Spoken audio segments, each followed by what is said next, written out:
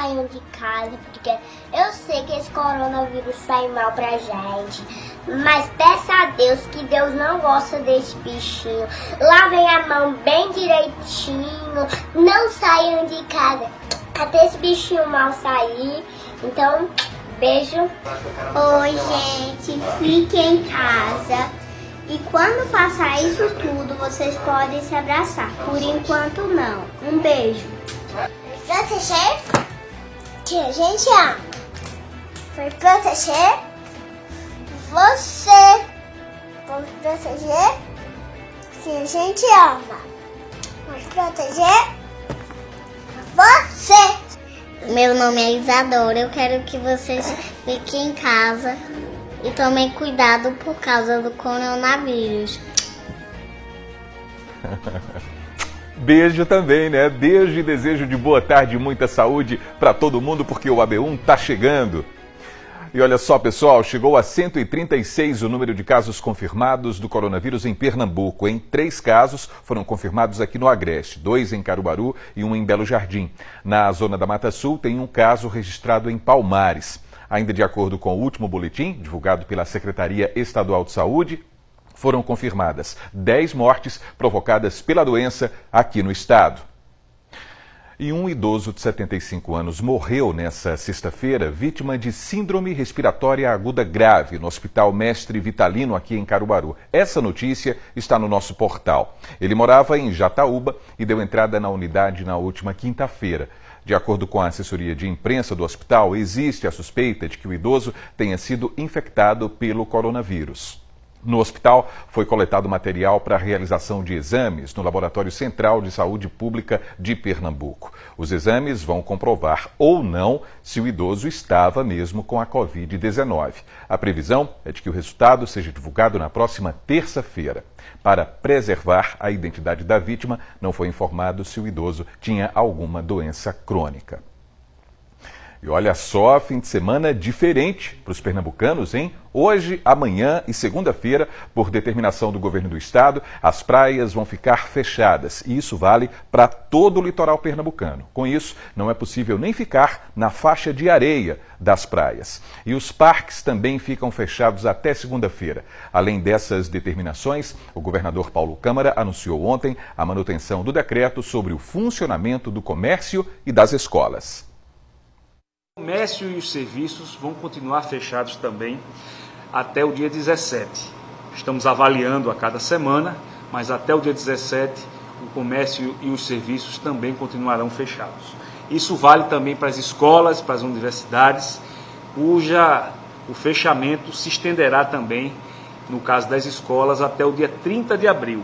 Então, é um conjunto de informações necessárias para que a gente possa continuar atuando e que a população compreenda que tudo que nós estamos fazendo é para salvar vidas. Vidas não se recuperam. Por isso que é importante, nesse período, ficarmos em casa, buscarmos nos isolarmos para que não haja propagação do vírus em Pernambuco e, mais na frente, quando nós tivermos com mais condição de ajudar as pessoas, com mais leitos, com mais os hospitais mais preparados, a gente possa também rever essas medidas. Então, contamos com a colaboração de todos. Vamos ficar em casa. Aí as recomendações permanentes, né? Pois é, nesse tempo também não dá para ficar sem consumir frutas e verduras, não é verdade? Elas são muito importantes para uma dieta equilibrada e saudável também. Hoje, por exemplo, foi dia de feira do salgado, aqui em Caruaru. E olha, os preços não estão ajudando muito não, hein? Alguns produtos como a banana, a laranja, a cebola estão mais caros. O Franklin Portugal está na feira do Parque 18 de Maio e vai conversar com a gente agora ao vivo, inclusive para contar como é que está a movimentação e a situação por lá. Portugal, uma boa tarde para você. Uma boa tarde, Almir, boa tarde a todos que nos acompanham aqui no AB1 deste sábado. Estou aqui na feira do Parque 18, bem no horário do fim da feira mesmo, né? O que a gente observa é que alguns feirantes já começam a fazer a desmontagem dos bancos, outros já retiraram completamente a mercadoria dos bancos, já foram embora e a feira está acabando aqui, acho que até 1 da tarde essa feira deve estar sendo encerrada. completamente. A gente observou aqui, dentro dessas preocupações em relação ao coronavírus, o espaçamento entre os bancos está um pouco maior, mas ainda o pessoal muito preocupado com esse espaçamento ser ainda um pouco mais alargado, né, para a segurança de todos. Não estaria ainda na distância ideal, mas a gente não veio bem observar esse distanciamento hoje aqui no Parque 18, mas a gente veio dar uma olhada em relação aos preços e a clientela reclamando bastante, seja do tomate, enfim, frutas e verduras com preços bem diferentes do que eles estavam acostumados a comprar, vindo até as feiras de Caruaru nas últimas semanas. As feiras que eu falo, posso citar aqui a Feira do Salgado, que está sendo realizada lá no Pátio de Eventos Luiz Gonzaga, segundo fim de semana de realização lá. A Feira do Parque 18, nesse novo espaço aqui não, no espaço normal de ser feita, que fica bem mais daquele lado ali, e também a Feira do Parque Boa Vista, que está no outro espaço com cobertura. Então, a gente pôde acompanhar, eu e o repórter cinematográfico Adelson Siqueira, toda a movimentação de preços dos compradores, dos feirantes, lá no parque, lá no Pátio de Eventos Luiz Gonzaga, né? A Feira do Salgado. E a gente vai poder conferir agora essa história toda de preço na reportagem. Segundo fim de semana da Feira do Salgado no Pátio de Eventos Luiz Gonzaga. E claro, os feirantes se esforçaram para atrair a freguesia com aquele marketing da tranquilização. Tudo perfeito, viu?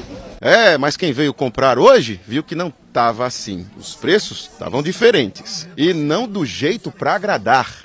Muito caro o custo, sabe? Tá muito caro as coisas. E a gente faz o que pode fazer, o possível, né? Não é isso mesmo? Para consumir, né? A Mônica foi embora sabendo disso.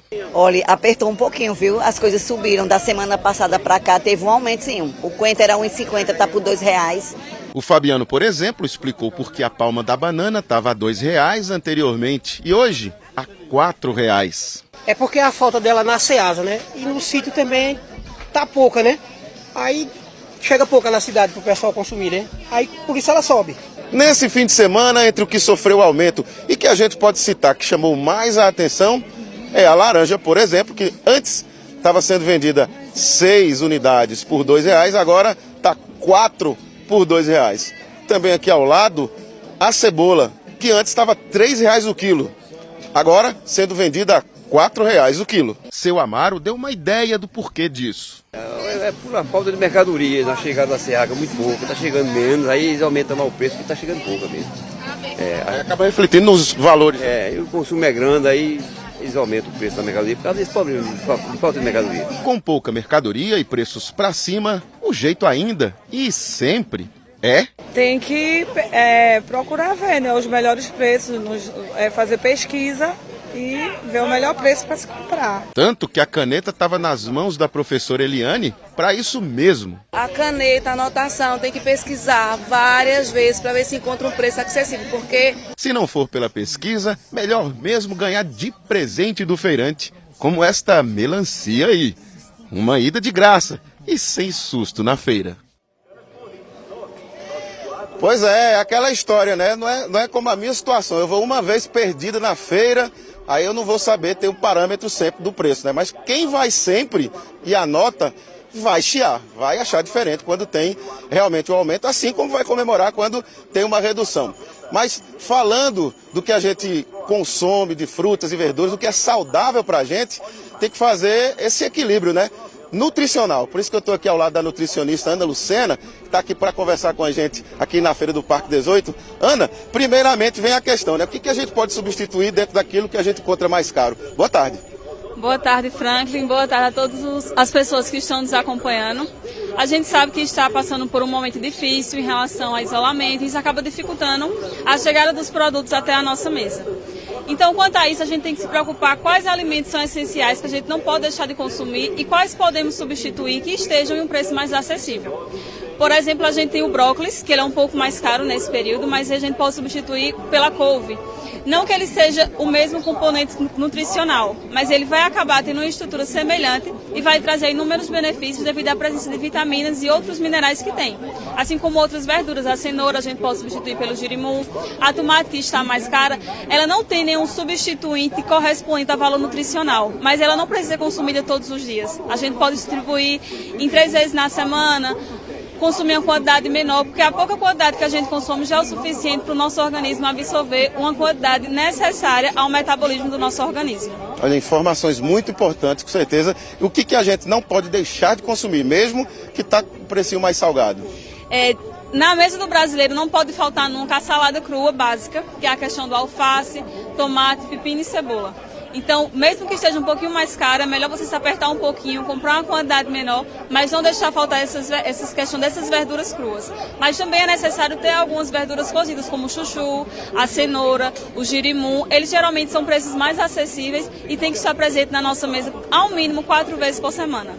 Ana, tem muita gente que vai na feira, acompanha sempre, fica atenta àquela questão do produto, do item do mês ali da safra, né? É legal ficar prestando atenção nisso também. Isso, a questão dos produtos do mês, ele vai se tornar mais barato porque ele está em uma safra maior naquele período do ano. Então, como fruta, a gente tem nesse período a questão da banana maçã, a laranja cravo, o kiwi, caqui, jaca, são frutas que têm um preço bem mais acessível. O abacate também, que pode ser utilizado como vitamina, é uma ótima fonte de gordura boa do nosso organismo.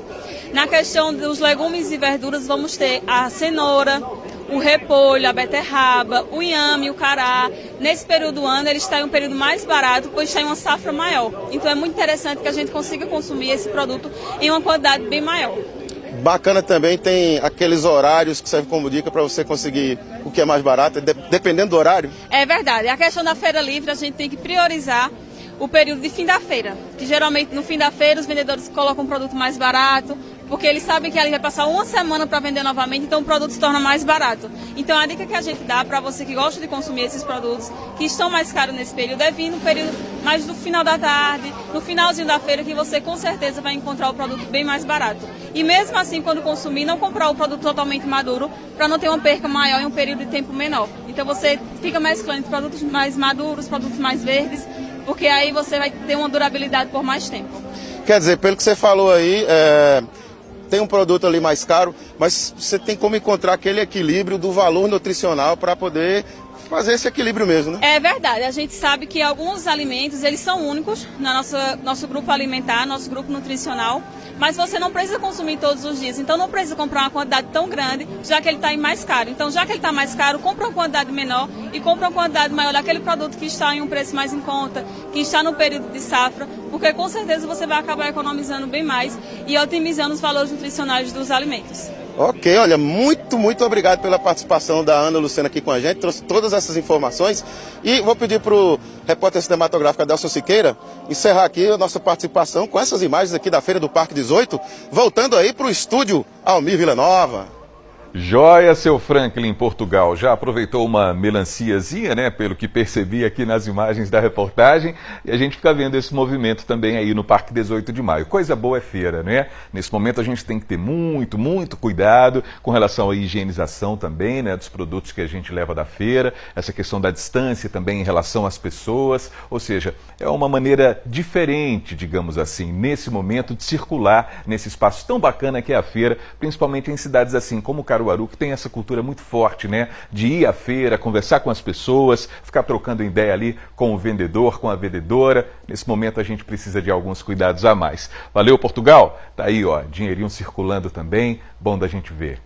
E agora a gente vai falar o seguinte, ó, porque desde o início da pandemia, a gente também tem dito, tem explicado direitinho que a melhor maneira de se prevenir é o distanciamento social e lavar bem as mãos com água e sabão. Mas, claro, tem se falado também no álcool em gel, que na falta de água e sabão deve ser usado para a higiene das mãos. Mas olha só, é preciso todo cuidado na hora de manipular o álcool em gel, porque o produto é altamente inflamável, é muito perigoso.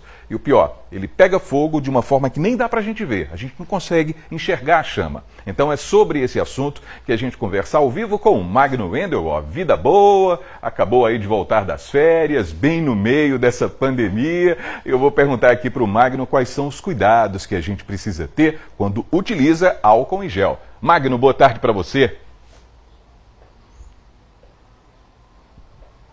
Boa tarde, Almir, boa tarde a todo mundo que acompanha o AB1. Pois é, viu, Almir, como você falou, estava de férias, cumprindo o isolamento social, que é fundamental nesse momento, mas também me informando pelos profissionais da imprensa, da comunicação, que tem uma importância fundamental nesse momento em que se busca informação verdadeira, buscando fontes oficiais para evitar que haja informação por meio apenas de redes sociais, onde há muitas fake news, né? Por isso a gente volta também com esse papel importante para repassar para você que está em casa a informação verdadeira.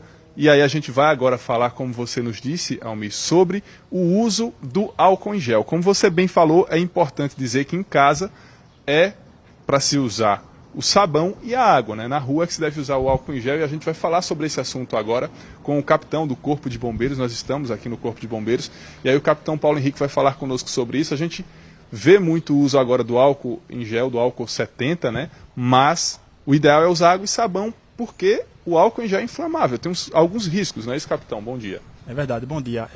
O álcool em gel, ele é menos inflamável que o álcool líquido, mas ele também tem uma volatilidade muito alta, então acaba ocorrendo o risco de causar queimaduras, né? Como você falou, o ideal, o mais eficiente é que se lave as mãos com água e sabão, né? Em caso a pessoa não esteja em casa, em algum local que não tem água e sabão, aí sim deve-se fazer uso do álcool em gel, para evitar que as pessoas fiquem diretamente utilizando rotineiramente, diariamente o álcool em gel e acabar sofrendo risco de levar uma queimadura com alguma fonte de calor externa aí que venha a acontecer. Agora, quando a gente fala assim, fonte de calor externa, quem está em casa pode até pensar que isso é algo que está longe dele. Não é não, né? De repente alguém vai acender um cigarro, vai colocar uma panela no fogo. Tem risco nesse momento?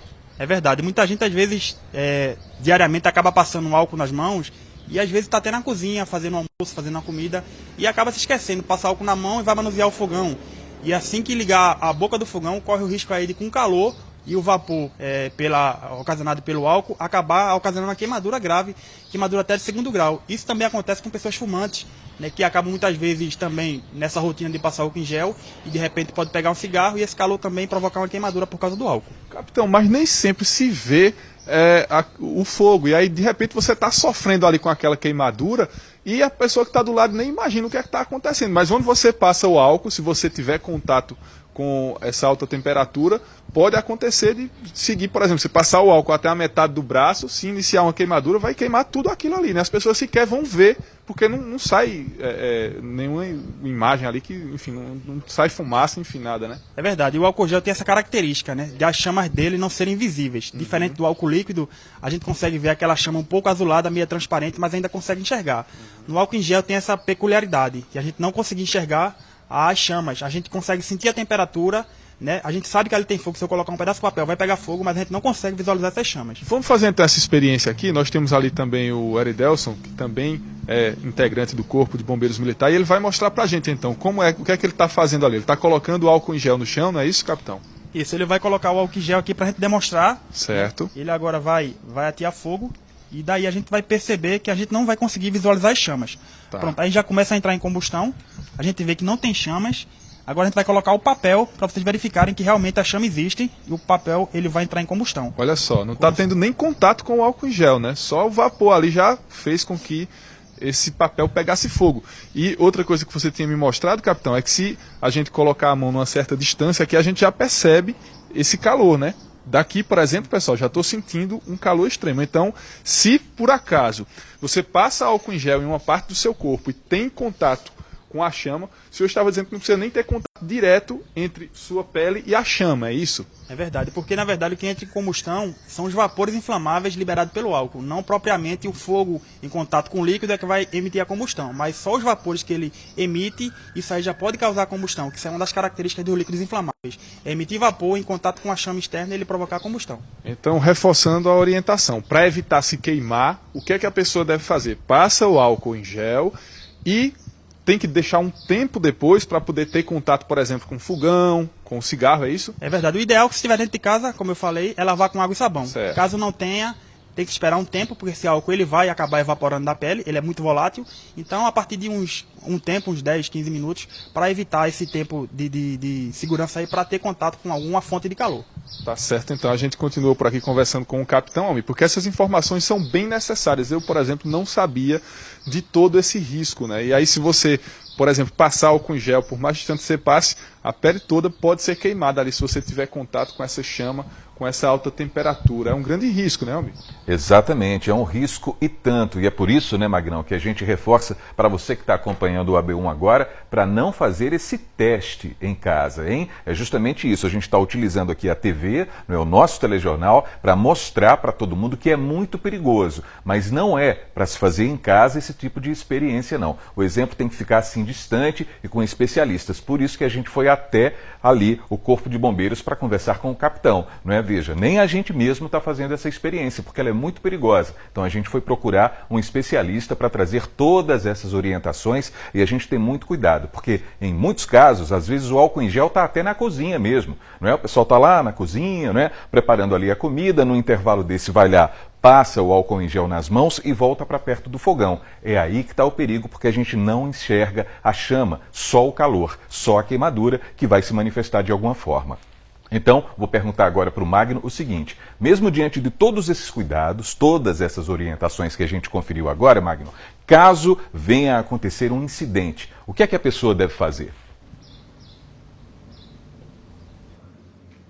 Pois é, viu, Almir, como a gente falou desde o princípio dessa reportagem ao vivo, nós estamos aqui no Corpo de Bombeiros com profissionais que foram treinados, têm todo um conhecimento técnico para lidar com situações como essa e também tem toda uma estrutura aqui próximo a gente, né? Mas aí, respondendo sua pergunta, Almir, o que é que acontece se a pessoa ficar em contato com o álcool e ele pegar fogo, você acabar se queimando? O que é que deve ser feito, capitão? Na verdade, esse contato do álcool com as chamas vai acabar causando queimaduras, né? E a queimadura, o procedimento específico para queimadura na parte de atendimento pré-hospitalar é a aplicação de água corrente à temperatura ambiente, né, de preferência numa torneira, né, colocar essa água em torno de 10 a 15 minutos e após isso levar para o hospital para ser avaliado pelo médico. Vale salientar a importância dessa queimadura, se ela apresentar bolhas, significa que é uma queimadura de segundo grau, evitar estourar essas bolhas, porque estourando essas bolhas, o local da pele vai ficar exposto a bactérias, isso aí pode causar inflamação.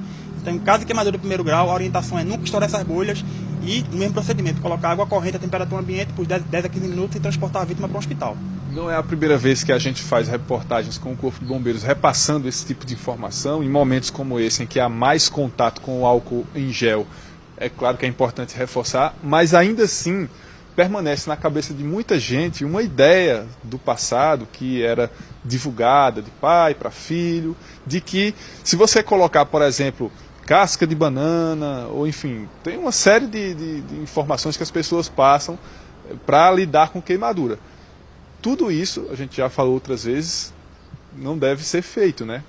É verdade. Todas as informações são mitos, né? Na verdade, que com o tempo e com a divulgação, imprensa, redes sociais, a gente começa a descobrir que são mitos, né? E que no âmbito pré-hospitalar, a única forma de se tratar a queimadura é com água. Já no âmbito hospitalar, vai ser tratado de uma forma diferenciada com o médico, mas para efeito de atendimento de primeiros socorros, em residência, a única coisa que se deve colocar é água. Não colocar, muita gente coloca pasta de dente, manteiga, óleo, então nenhum farinha, açúcar, então nenhum objeto, nada, nenhum produto deve ser colocado em cima da queimadura, a não ser água corrente, de 10 a 15 minutos. Quando isso acontece, que coloca algo em cima da queimadura, lá no hospital vai ter que ser retirado, né? É verdade, tudo que for colocado na queimadura, infelizmente, vai ter que ser retirado pelo médico, e isso aí pode causar algo mais doloroso para a vítima, né?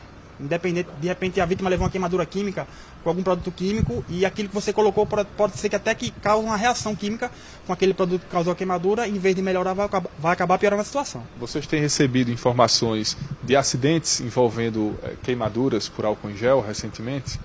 Até o momento aqui em Caruaru a gente não recebeu nenhum tipo de situação, né? Acredito que o pessoal está se prevenindo bastante, mas até o momento a gente não recebeu nenhum tipo de ocorrência, pelo menos relacionada ao álcool líquido nem ao álcool gel. Tá certo. Eu quero agradecer aqui aos profissionais do Corpo de Bombeiros que também estão atuando, são serviços essenciais, não podem parar e estão também nos repassando essas informações. Quero agradecer ao capitão Paulo Henrique, também ao Eridelson que participou conosco aqui dessa reportagem. Daqui a pouco a gente volta para falar de outro assunto aqui no AB1, Almir. Ok, Magno, muito obrigado pelas informações, orientações importantíssimas aqui nesse seu AB1 de sábado. Pois é, nesses tempos de enfrentamento à pandemia, também vão surgindo manifestações de apoio, não é verdade? Tem uma turma do curso de farmácia de uma faculdade aqui de Caruaru que está realizando a análise de uma grande quantidade de álcool que foi doado à prefeitura. Mavian Barbosa e Jailson Lima contam tudo pra gente. Vamos ver? Já se perguntou se o álcool que você está utilizando na prevenção ao novo coronavírus é o correto? Uma equipe do curso de farmácia da SES está fazendo testes no produto. Eles estão analisando uma doação de 20 mil litros de álcool recebida pela Prefeitura de Caruaru. O material será usado em várias ações. Aqui eles observam se o produto atende às recomendações da Organização Mundial da Saúde. O álcool correto para a higienização é o 70%. Primeiro vai ser colocado numa proveta todo o álcool recebido, né? Após colocado o volume correto na proveta, ele vai fazer a aferição com o auxílio de um densímetro. Tá? Essa vidraria é uma vidraria específica para justamente dar o valor exato ou não do álcool recebido. Então ele vai ter uma escala, de acordo com essa escala, a gente vai conferir se está a 70 graus mesmo esse álcool. Tá? No caso, essa vidraria, esse aparelho é um densímetro, onde de acordo com a temperatura controlada, então o mais importante é a temperatura do ambiente estar controlada, tanto do ambiente quanto do material ser analisado. Então ele vai conferir a temperatura e o percentual de álcool na mistura. A gente escuta falar sempre que o álcool a 70% é o ideal para a prevenção ao novo coronavírus. Ele é diferente daquele que a gente encontra no supermercado, por exemplo. O professor Elison Neves vai nos explicar qual é a diferença, professor, desse álcool a 70% daquele que a gente encontra no nosso dia a dia. Por que ele é o importante para prevenir ao novo coronavírus? Bom, o álcool 70 é o álcool que tem a capacidade, sim, de destruir a membrana da bactéria ou o envelope viral, que a gente chama, tá? Dessa forma, existem vários tipos de álcool que é comercializado no mercado e a forma de como eles são apresentados. O álcool 70 é utilizado essa sigla, grau GL. Já é comum a gente encontrar em álcool de mercado, por exemplo, o grau INPM, que é utilizado pelo Instituto Nacional de Pesos e Medidas. Tá? Então é muito comum encontrar no mercado o álcool 46 INPM. Eu posso utilizar esse álcool para fazer asepsia? Não, não é o ideal, porque aqui o valor calculado é aproximadamente 52 graus GL, que não tem efetividade contra nenhum tipo de vírus ou bactéria. O teste é feito porque durante o transporte o álcool pode evaporar. O tempo médio para análise de cada lote enviado pela Secretaria de Saúde é de 2 horas. Após o resultado, a Prefeitura retira o produto e decide como vai fazer a distribuição. É esse percentual que vai ter a ação antisséptica, seja para o coronavírus, seja para qualquer outro tipo de vírus ou bactéria. A percentual acima ou abaixo não vai ter essa propriedade específica que essa concentração possui. Muito bem, agora 12h29, a gente vai seguindo aqui com o AB1 e lembrando da principal recomendação de prevenção, lavar as mãos direitinho. Nesse sentido, a criançada tem dado um show aí nos nossos telejornais, né? E você, tem feito isso com frequência? Tem que fazer, hein? Nós conversamos com um professor de Química que reforçou a importância de fazer essa limpeza com esses ingredientes que a gente tem em casa, ou seja, água e sabão.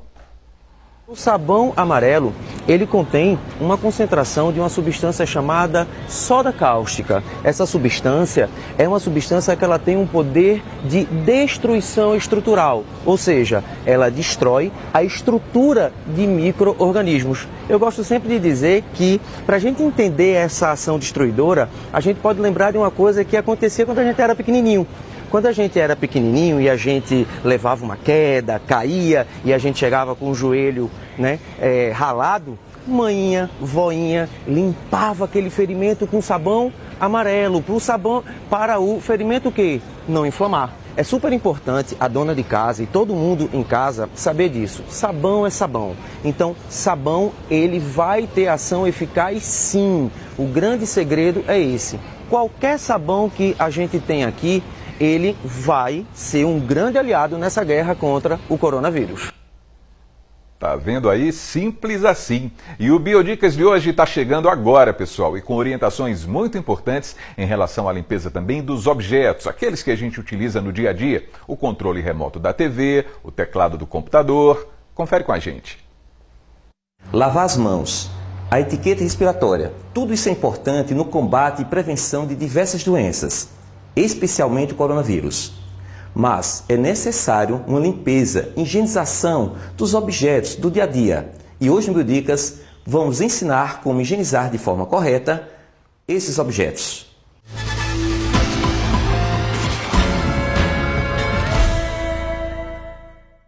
As práticas de limpeza e de higiene são fundamentais diariamente.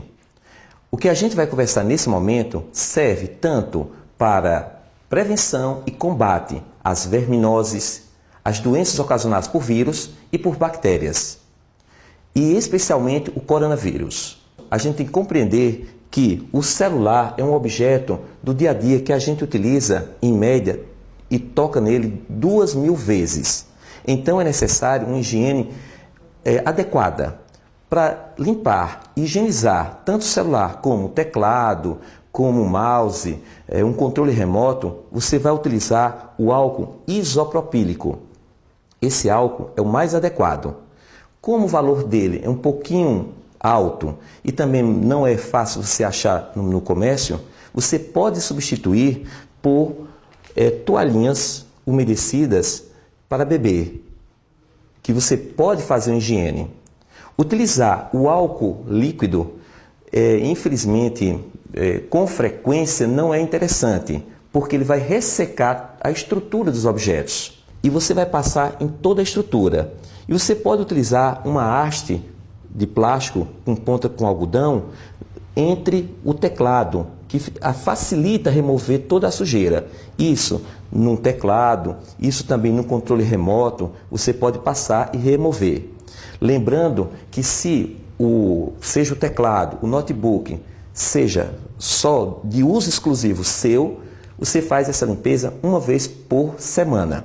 Mas se várias pessoas estão utilizando, é necessário fazer essa limpeza diariamente. É necessário também fazer uma limpeza em toda a estrutura da sua casa, num puxador, num trinco, na descarga, no vaso sanitário, porque muitas vezes as pessoas que estão utilizando ali pode ter esquecido, espirrou, colocou aquela famosa conchinha na mão e tocou no objeto. E ali é um meio de transmissão. Para fazer a higienização de forma adequada, você vai utilizar desinfetante. Você vai colocar em um pano, mas coloque só para umedecer, não precisa colocar em excesso. E passa em todos os objetos. Você também pode utilizar o álcool líquido nesse caso, de um vaso sanitário, de uma superfície mais rígida. O fone de ouvido também é outro objeto que é necessário fazer a higienização. E você pode utilizar um pouco de álcool levemente em toda a estrutura. Isso também é válido para os brinquedos, porque a gente sabe muito bem que as crianças tocam bastante no chão, muitas vezes esquecem de lavar as mãos, e é necessário fazer isso com os brinquedos. E diariamente, dependendo também da utilização desse brinquedo. Quando na rua você vai num ônibus, no elevador, naquele botão do elevador, ou então no corrimão do escada rolante, você, quando chegar em casa, a primeira coisa que você tem que fazer é lavar as mãos, porque lavar as mãos você elimina, é muito mais eficaz do que usar o álcool em gel. E lembrando que quando você chegou em casa e tocou nos trincos das portas, depois você vem com o desinfetante e vai passando. Aquela máquina de cartão, quando você vai colocar a senha, seria interessante você sempre utilizar, como também no botão do elevador, sempre utilizar essa ponta do dedo. Porque dessa forma, tocar como tradicionalmente a gente toca, você vai levar os micro-organismos e fica muito mais fácil tocar num objeto e chegar até você. E se você faz essa dobra, fica muito mais difícil chegar até você através de um alimento ou se você esquecer. E evite de colocar suas mãos tanto na boca, nariz e olhos, que são portas de entradas desses micro-organismos. Não esqueça também que é importante você colocar o desinfetante um pouco nos interruptores de luz. Agora lembrando que não pode encharcar, você vai deixar apenas umedecido e vai passar em toda a estrutura, porque aqui é uma parte que várias pessoas vão tocar. Por isso é de fundamental importância. Todas essas dicas são importantes para o combate de doenças ocasionadas por vírus, bactérias e vermes, para que a gente tenha qualidade de saúde e qualidade de vida. O Biodica fica por aqui e até a próxima.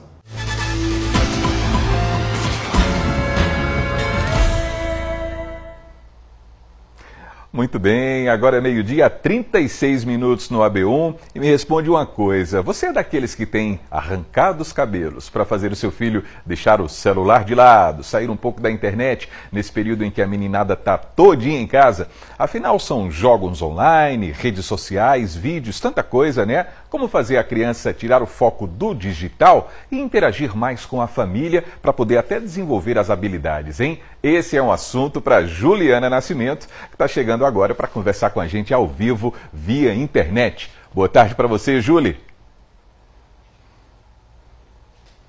Boa tarde, Almir, para você, todo mundo que está trabalhando aí na TV, né, para deixar todos bem informados, também para você que está aí assistindo o Jornal de Casa. É o seguinte, é um desafio, né, porque veja só, sábado as crianças estariam onde essa hora? Piscina, talvez, praia, na casa da avó, no parquinho, né, e gastando muita energia. Só que agora estão em casa. E esse é o grande desafio, realmente, porque a internet ela é muito presente, né? Especialmente nesse momento, e ajuda um bocado a gente para pedir comida, para se manter informado, para pagar conta, para um bocado de coisa. Inclusive, também para ajudar aí, né, a criança a brincar um pouco, né, a sair da rotina, até a estudar também. E aí, o que acontece? Como fazer para que a criança ela se desligue um pouco da internet? Bom, eu conversei com uma professora de artes, o nome dela é Holanda, e com a participação do sobrinho dela, Marcelo, ela mostrou aí um bocado de opção que se pode fazer em casa. Olha só. Uma forma de diversão para esse período que as pessoas se encontram em casa. Temos aqui as marionetes. Qual a habilidade que você, utilizando esse brinquedo, pode desenvolver no seu filho? Criatividade, a questão da oralidade e uma ótima diversão para, após ler uma história, fazer os fantoches. Aqui temos o lançador. Com esse lançador aqui, para uma criança menor, você pode trabalhar com a questão de distância, perto e longe. Lançou as bolinhas e ver se ela caiu mais perto ou ela caiu mais longe, e a criança maior, a questão das medidas.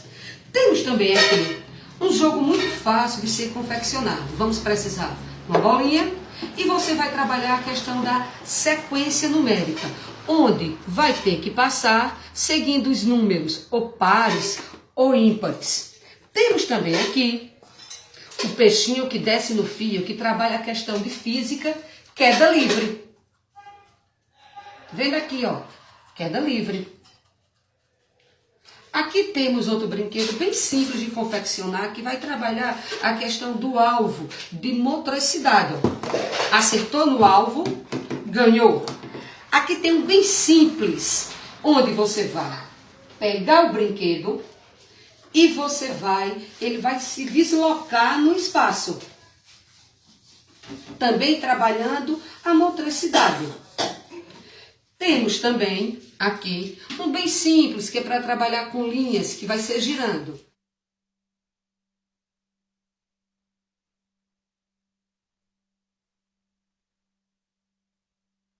Isso, e depois o Marcelo se empolgou e ajudou, claro, a Holanda a confeccionar os brinquedos. E agora ele mostra pra gente como fazer 2 desses brinquedos para as crianças menores. Olha só. Para esse brinquedo, é necessário de um rolo de papel higiênico, 2 clipes e um fio. Para você fazer ele, você pode usar para enfeitá-lo com qualquer tipo de papel. E para você colar os 2 clipes de cada lado, você pode usar durex.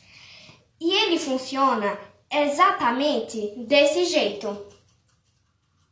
Para esse brinquedo, é necessário de um palito de churrasco, 2 pedaços de papelão e papéis coloridos. Para isso, você precisa, antes de colocar o palito de churrasco entre o buraco do papelão, você precisa colar os papéis. Depois que você colar os papéis dos dois lados, você coloca o palito de churrasco.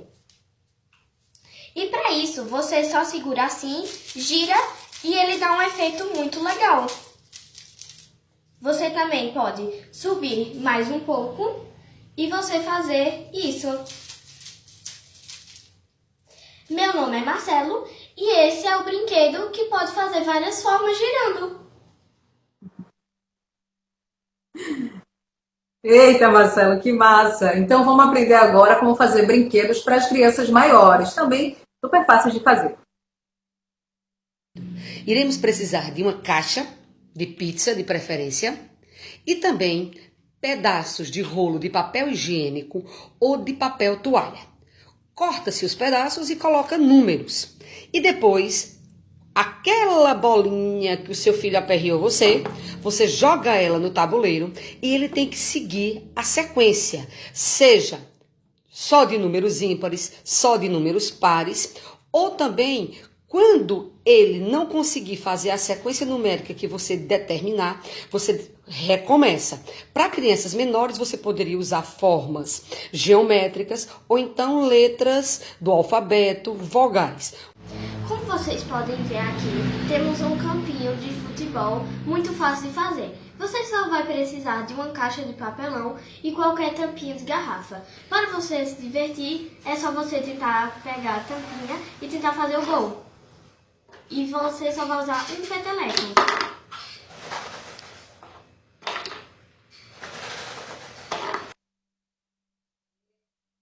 Aí do material, você viu que é tudo muito simples, caixa de sapato, tem rolo de papel higiênico, quando acaba, né, a gente usa aquela parte do papelão, tem mais o que? Caixa de pizza, barbante, uma bola que você tem em casa, é tudo muito fácil, então a brincadeira já começa antes e depois do brinquedo pronto, então é que tem brincadeira, muita brincadeira. E aí o que é que desenvolve? Eu conversei com a Holanda, ela disse, Juliana, isso é importante, porque desenvolve criatividade, coordenação, e a questão da sociabilidade, a criança vai estar mais envolvida com a família, né, com os pais, com os irmãos, né, e vice-versa.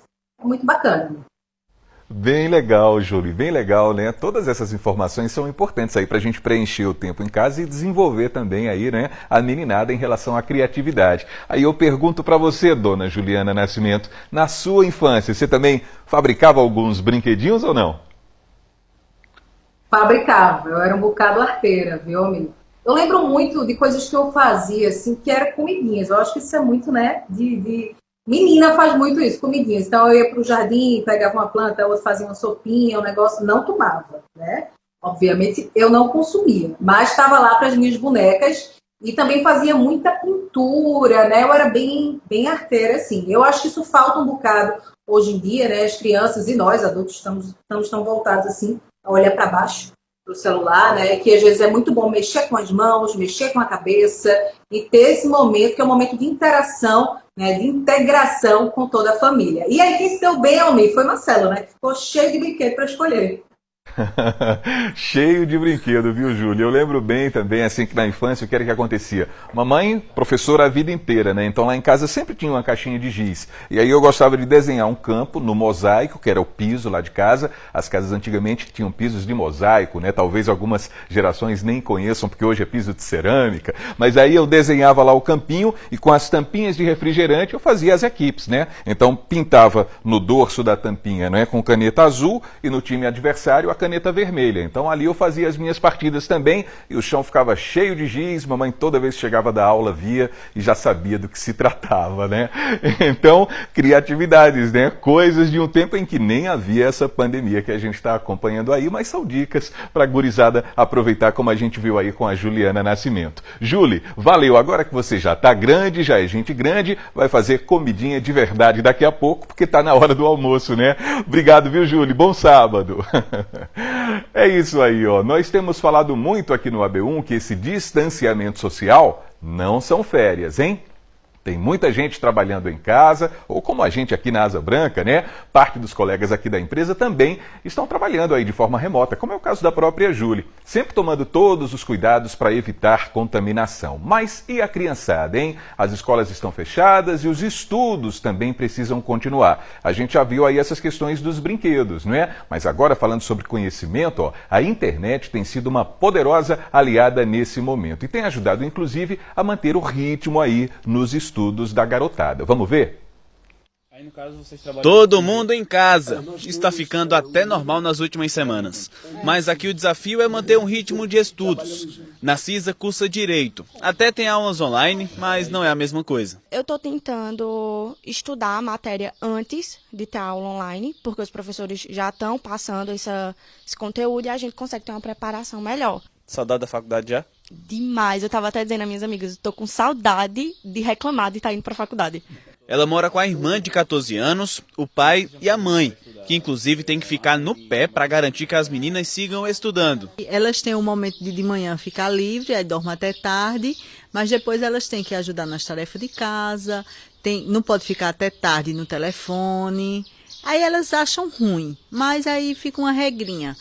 Só fica de manhã livre, o restante elas ficam na regra de ficar fazendo as coisas que a gente vai comandando ela fazer. Aí reclamam muito, mas eu não ligo não. A rotina mudou, aí é preciso ser criativo para você estudar no mesmo espaço onde passa o dia todo. Mas tem uma coisa boa nisso tudo, as famílias estão conversando mais, colocando o papo em dia e aproveitando para se conhecer. Edson está gostando de ficar perto das filhas. Tem espaço para estudos, boa conversa e, claro, o celular não pode faltar na casa. Da gente conversar, da gente se entender, de fiscalização também. A gente tem a oportunidade de ver realmente o que elas estão estudando, de buscar, até aprender com elas também. Então, estamos voltando a aprender e isso é bom. Não deixar os estudos de lado é fundamental. Afinal, estamos ainda no início do ano letivo. A internet é uma grande aliada para tentar diminuir esse prejuízo por conta das aulas paralisadas. Durante este período de quarentena, de isolamento social, a tecnologia tem sido fundamental para que nós tentemos manter a rotina que nós tínhamos antes.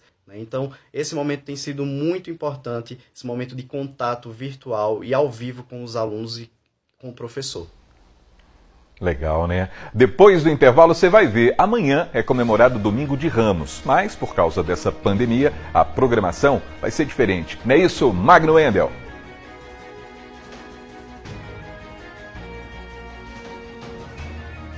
Guadalupe, no bairro Vassoural, e aí a gente vai falar um pouco sobre essas mudanças que vão haver, né? Amanhã vai ser Domingo de Ramos, a gente vai explicar como é que a Igreja Católica vai lidar nesse momento de pandemia, em que as pessoas têm que ficar em casa, mas que também há essa celebração histórica por parte da Igreja. Daqui a pouquinho a gente volta aqui no AB1 para falar um pouco mais sobre esse assunto.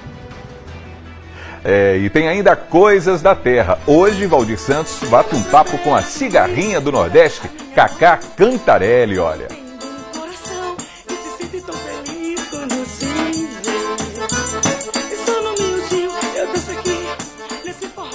É isso aí. A gente vai para o intervalo também com um recadinho da nossa telespectadora Mirim. Pode falar, dona Eduarda? Eu tô aqui para explicar o cuidado do coronavírus. Para evitar o coronavírus, a gente precisa lavar bem as mãos, assim. O sabão amarelo. O sabão amarelo. Aí a gente pega o sabão, passa na mão, liga a torneira e lava assim.